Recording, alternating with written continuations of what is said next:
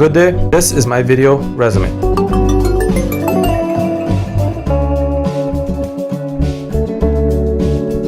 Thank you for viewing my video resume. The reason for this video is because I am interested in any job opportunities that are associated with advertising, sales, investing, providing services, and online marketing.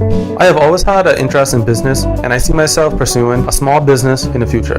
From time I was in high school, I have been investing from buying and selling products. I have worked in many work fields, and I find that business with investing, buying and selling products to make a profit has been my best interest. Here are my qualifications and work experience. I have graduated from high school in 2012 as an honor student with the passes of mathematics, English, building technology and construction, integrated science, food and nutrition, art and design, and social studies.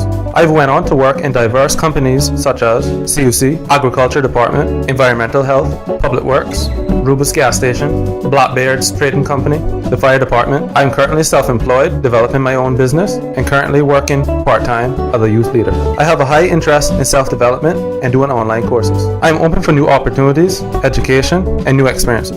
If you would like more information, you can contact me in the description for a further CV. Thank you for viewing my video, and I hope everyone has a blessed day. Thank you.